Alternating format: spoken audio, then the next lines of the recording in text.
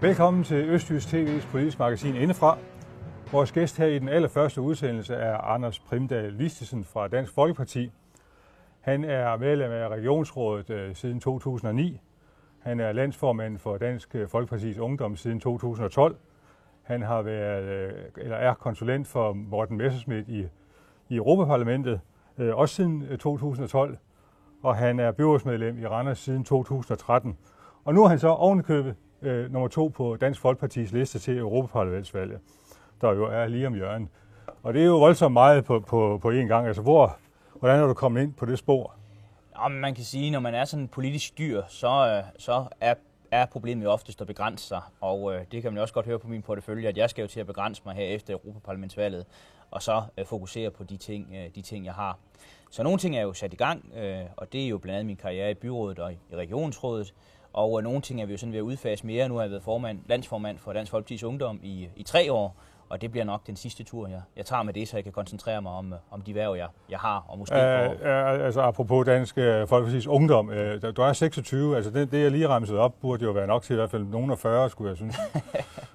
Ja, men altså man kan sige, jeg har jo været heldig og fået chancen i en ung alder, og det er jo også det, der sker, når man har et parti som Dansk Folkeparti, der er relativt ungt og har haft en pæn fremgang i alle leveårene. Jamen så er der jo nogle ledige pladser, og der har jeg været heldig og kom meget tidligt i regionsrådet. Jeg havde ikke regnet med, at jeg blev valgt der for snart 5 år siden bliver det jo. Og så er man jo lidt i gang, og så fik jeg tilknytning her til byen, og så blev jeg spurgt, om jeg ville stille op til byrådet også. Og der var der jo nogen, der var så lidt sindige, om egentlig også godt kunne udfylde en position her i Randers by. Altså den venlige version, kan man sige, det er jo så, at du er meget politisk interesseret. Den uvenlige, det vil jo være at sige, okay, der har vi så en, der allerede i en ung alder er blevet leverådspolitiker. Er der nogen, der siger det til dig? Jamen, altså, jeg forstår faktisk godt bekymringen, fordi man skal altid være meget bevidst om, når man er ung, som jeg er, at man ikke lader som om, man ved alting. Jeg ved jo ikke, hvordan det har været på arbejdsmarkedet i 15 eller 20 år. Det, der har været vigtigt for mig, det har været 2 ting. Den ene, det er, at jeg har færdiggjort min uddannelse, sådan at jeg i hvert fald har en uddannelse, jeg kan falde tilbage på. Jeg er jo også brugt til noget. Jeg har jo arbejdet som juridisk konsulent, så jeg arbejder sådan inden for mit felt. Og den anden ting, det er det her med, jeg er meget, meget påpasselig med, at jeg ikke vil sådan pådutte andre. Jeg ved jo ikke, hvordan det er at have brug for efterløn, når man nærmer sig de 60, fordi jeg har ikke haft et hårdt fysisk arbejde i mange år. Jeg ved ikke, hvordan det er for børnefamilier, fordi jeg har ikke børn endnu da.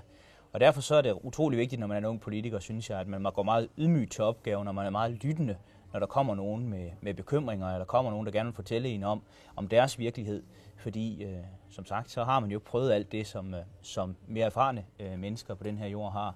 Det er den ene side. Den anden side, det er jo så, at jeg mener, at det på nogle områder er en styrke, ikke? Man kommer måske med nogle nye tilgange til tingene.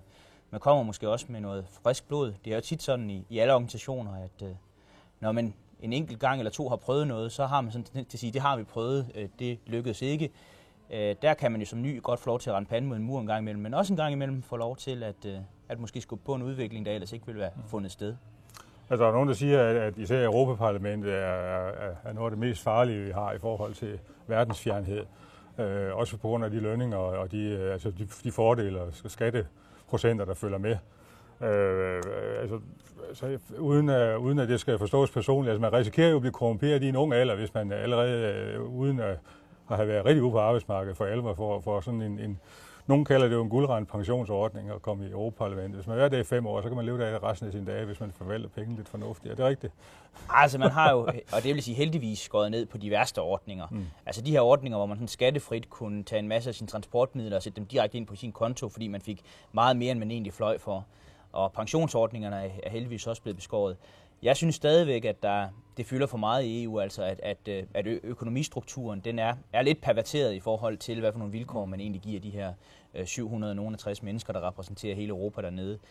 Men min indgangsvinkel er jo faktisk den anden. Jeg kommer med en meget kritisk tilgang til hele EU-parlamentet. Jeg mener jo, det er ministerrådet, hvor indflydelsen egentlig skal ligge. Udfordringen er bare, at Europaparlamentet er blevet så stor en del af europæernes hverdag, og særligt af danskernes hverdag, at hvis man ikke er repræsenteret der, så er det en utrolig stor del af lovgivningen, man ikke har nogen som helst muligheder for at yde indflydelse på. Altså, hvis sandheden skal frem, så er det vel også de færreste, der er i politik alene for pengenes skyld. Der må også være nogle andre omkostninger, eller der må være nogle omkostninger også. Altså, hvad går man glip af, når man bruger så meget tid på politik, som du gør? Jamen altså, hvad jeg vil sige, det er jo ikke, når ens fritidsinteresse på den måde er ens job, det tror jeg egentlig, der er mange, der kender, at man brænder så meget på sit job, at man egentlig udfører det næsten 24 timer i døgnet, så vælger man jo helt automatisk nogle ting fra. Og altså, jeg har da ikke så meget tid til venner og bekendte uden for politik og familie, som jeg måske gerne ville have. Jeg har heller ikke så meget, jeg har heller ikke andre fritidsinteresser. Altså, jeg har ikke tid til, som min kalender ser ud nu, at dyrke andre ting, jeg kunne finde spændende. Jeg havde en periode, hvor jeg gik mere i teateret, end jeg gør nu. Det vil jeg jo gerne gøre igen. Men igen, det er jo tilvalg og fravalg, og det skal man jo ikke være ked af. Det er jo et valg, man selv har truffet, men det er et valg, man skal være bevidst om, når man går ind i politik, at så er det ikke 9-14 eller 9-16 job. Det er, at du er på fra radioavisen. Hvis de får lyst til at ringe til dig klokken 6, så er du på. Og når vi engang er færdige med byrådsmødet klokken 8 eller 9 om aftenen, hvis det er det, jamen, så kan det være arbejdsdagen den dag. Vil det sige, at du sådan, din omgangskreds også er politikere, eller at at dine venner de også kommer fra politik? Altså Svend Auken sagde jo, at det er nemt at få venner i politik, bare ikke fra ens eget parti. Har du det også sådan? Ja, altså jeg har jo gode venskaber og gode bekendtskaber, ikke bare i Dansk Folkeparti, men også blandt de andre politiske partier. Sådan skal det jo være. Det er jo dejligt ved den danske tradition, at man kan godt gå ud og få en fadøl, efter man er færdig med en debat, selvom den har været ophedet her i Europaparlamentsvalgkampen. Men jeg gør faktisk meget ud af, at hele ens kontaktflade skal ikke være politikere. Og det er lidt igen det her osteklokke tankegang, princip, der spiller ind.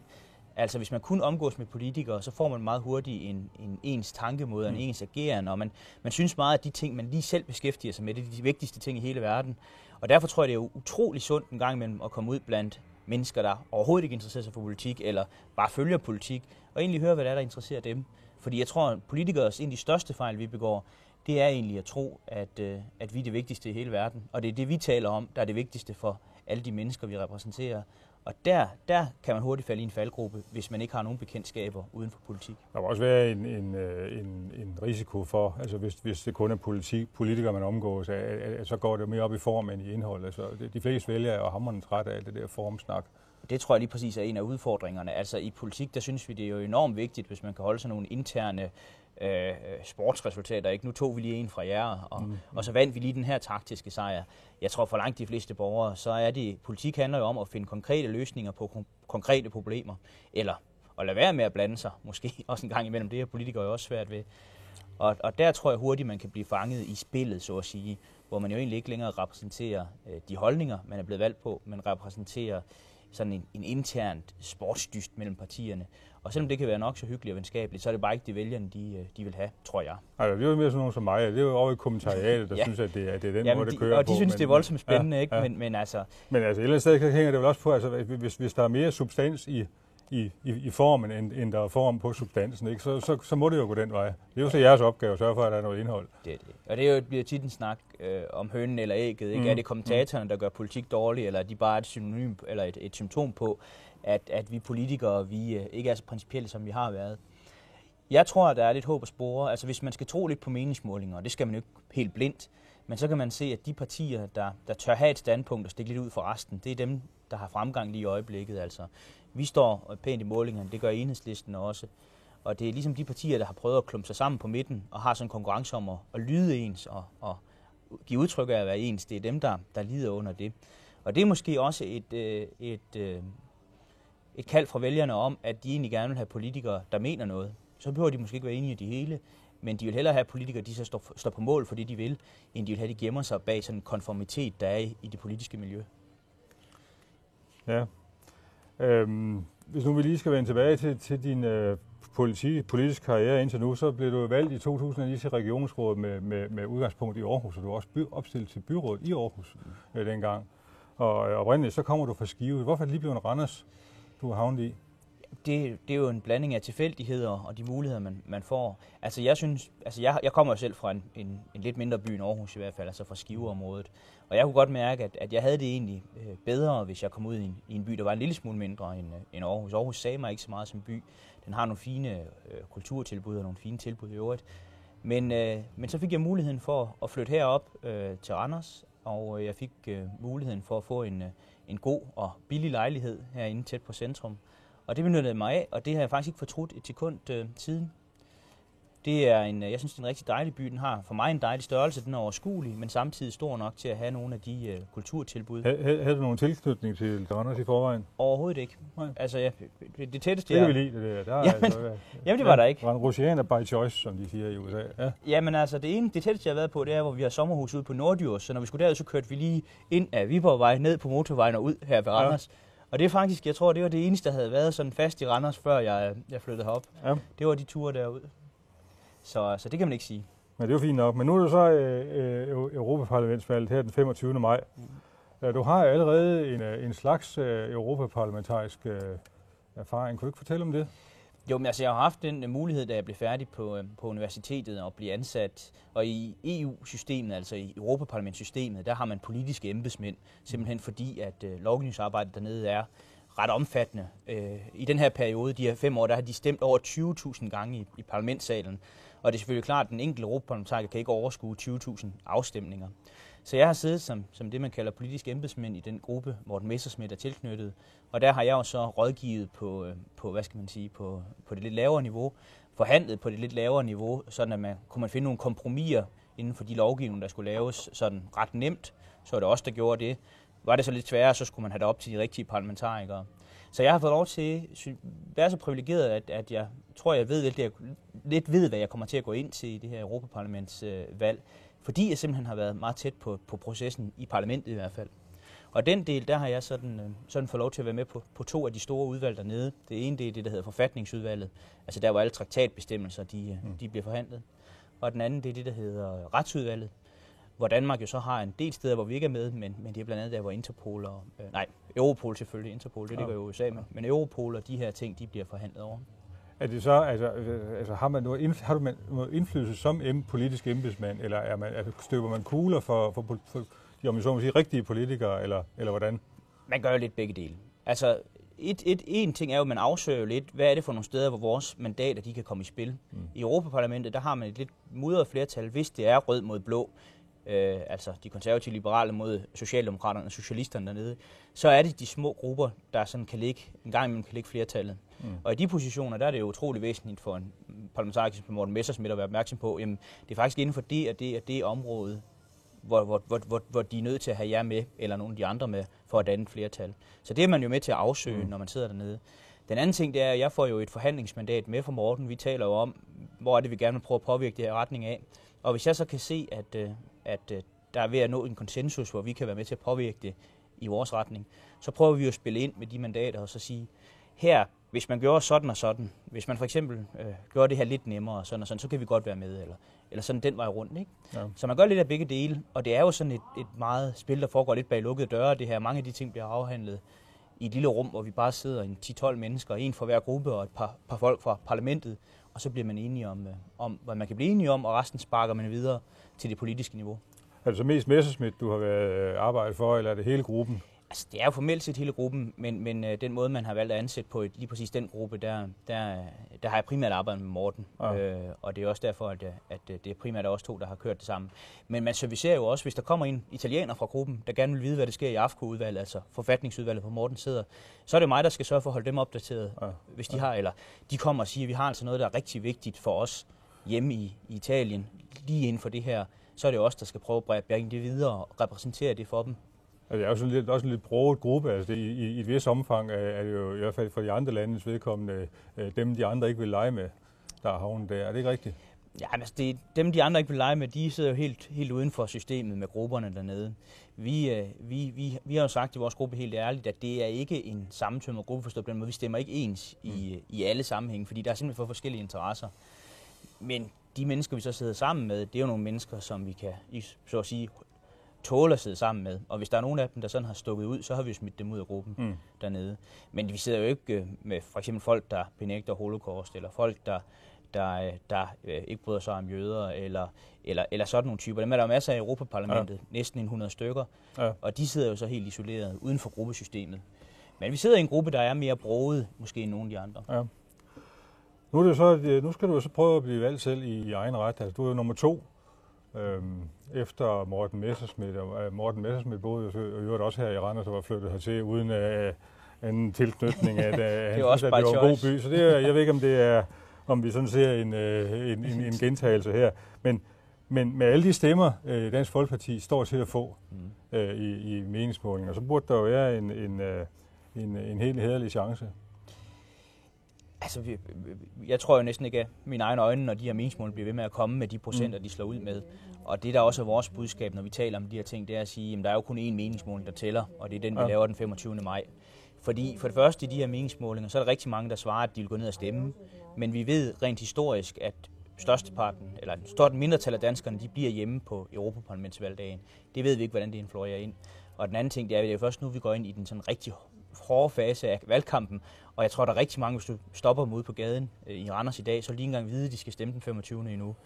Så vi er meget tidligt i forløbet, og derfor så tager jeg også alle de der ting sådan lidt med et gran salt, og så siger, jeg spiller min chance, ikke? Jeg fører fuldtidsvalgkamp, og jeg tror selvfølgelig også på, at jeg vil kunne gøre en hæderlig indsats.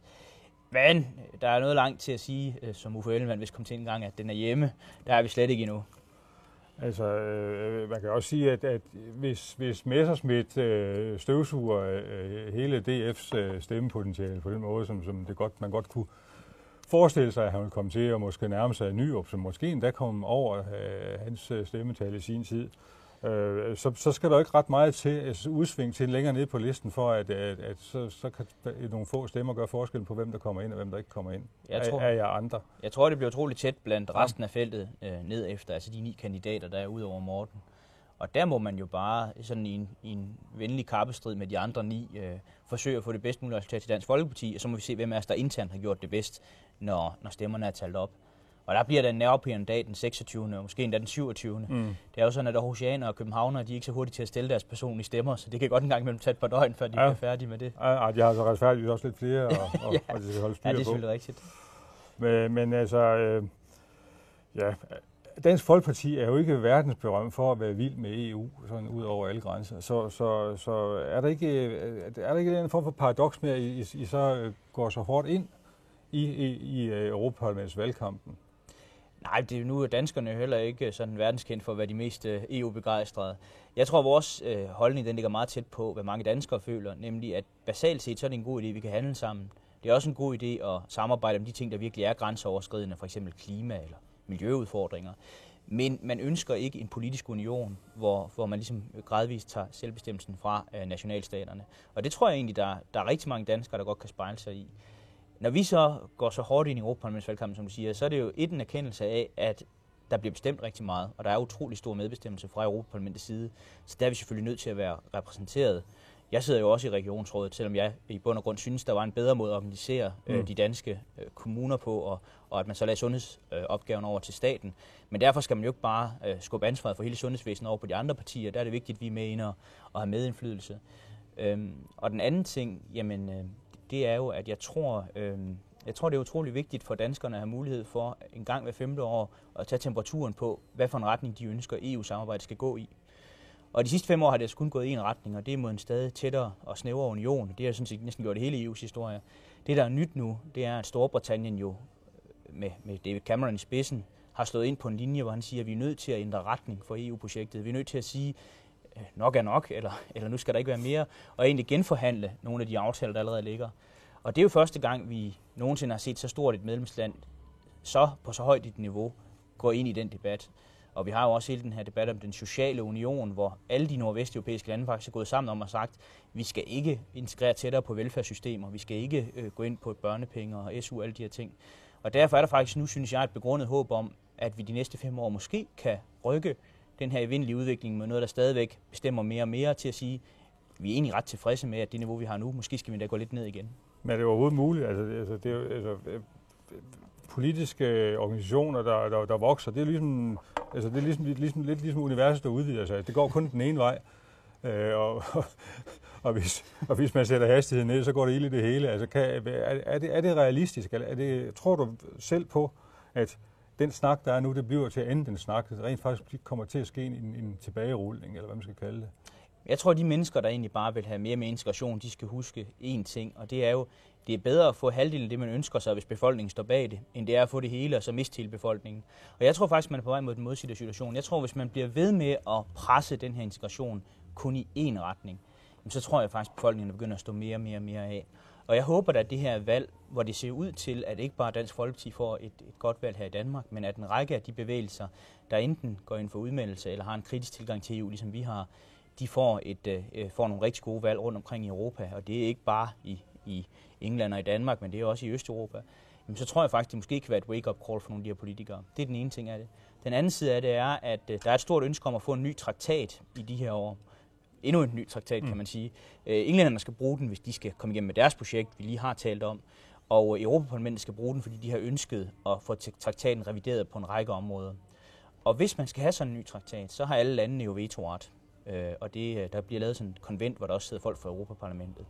Og jo mere indflydelse Dansk Folkeparti i Danmark kan yde på både konventet nede fra Europaparlamentets side, men også på den danske regerings forhandlingsposition, jo større er chancen jo for, at man vil bruge sin vetoret mere aktivt, end man har gjort før i tiden. Franskmændene bruger den jo altid til at sikre sig, at rejsecirkuset overlever, altså at vi flytter mellem Strasbourg og Bruxelles.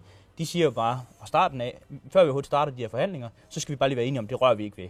Og det får de så lov til på et eller andet tidspunkt, ellers kommer man ikke videre. Jamen, det er det, jeg mener. Altså, et eller andet sted har de jo sit eget indre liv, ikke? Og en inerti, som ikke kan rokkes ved. Et eller andet sted virker det i hvert fald for udenforstående, som at der er det samme i forhold til altså overtagelsen af flere og flere beføjelser. Men det er jo fordi, der ikke er nogen lande, der sådan har gjort, som vi så foreslår i Danmark, eller en række lande kunne gøre, nemlig sagt, før vi er enige om, for eksempel, at sociale rettigheder slet ikke har noget med EU at gøre, så kan vi ikke forhandle videre med den her traktat. Før vi får det skrevet ind, så siger vi, så må vi bare lade være.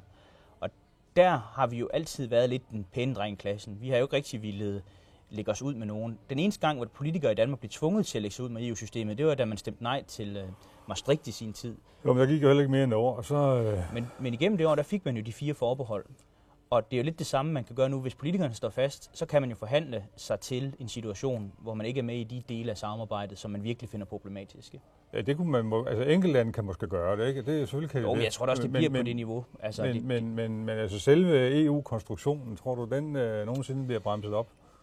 Altså, det er et stort spørgsmål. Ja, det. Altså, jeg håber det, fordi ellers så tror jeg virkelig, man sætter hele projektet over styr, fordi så tror jeg, man får en meget, meget stor modvilje mod det. Men der er i hvert fald ikke noget indtil nu, der har vist, at vi har været i stand til det. Og det tror jeg måske også, fordi det først er nu, man virkelig begynder at se konsekvenserne på de områder, som man synes gør meget ondt. Altså det her med velfærdsstaten, det kan vi se, det rykker jo ikke bare noget i Danmark. Det er også en debat i Tyskland, det er en debat i Storbritannien, det er en debat i Holland, det er en debat i Sverige, det er en debat i Finland.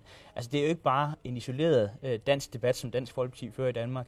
Det er faktisk en debat, som både Angela Merkel har udtalt sig om, og som David Cameron og så videre hele vejen rundt. Og det er det nye her. Det er egentlig, at de her politikere, de som massivt går ind i sådan en debat, der handler om mindre EU. Det man jo kan frygte, hvis man skal tage dine briller lidt på, eller din præmis lidt på, det er, at det er valgkampsretorik. At det er bare noget, man siger her op til valget, og ikke er noget, man vil følge efter valget. Nå, man kan også sige, at en anden måde at løse det på, det er ved at skrue op for det. Altså, der er mere EU. Altså, der er mange, der har sagt i tidens løb, at grunden til eurokrisen for eksempel, det er jo, at EU ikke også har overtaget finanspolitikken i enkeltstaterne. Og det er jo da i hvert fald, altså, det var da i hvert fald en måde at løse det på. Det er et helt og det er jo et helt legitimt synspunkt. Det er også rigtigt. Det var det, vi sagde dengang med euroen, at en af grundene til, at vi er bange for euroen, det er fordi, man kan ikke have en fælles valuta, uden der følger en masse andet med. Man snakker jo også om fælles gæld nu, altså fælles euroobligationer, sådan at den tyske rente, der er meget, meget lav relativt set i forhold til den græske, at det sådan kan jævnes ud, sådan man kan sige, at tyskerne får lidt højere rente, og grækerne får lidt meget mindre rente. Og det er jo rigtigt. Det er jo en løsningsforslag. Jeg tror bare ikke, det er den løsning, som danskerne vil have. Og derfor så synes jeg, at Danmark i stedet for, at vi skal vælge at lægge os ud i periferien af EU, og så sige, at vi er med i det centrale, i det vi melder os ind i, altså det fælles marked og nogle forskellige grænseoverskridende ting.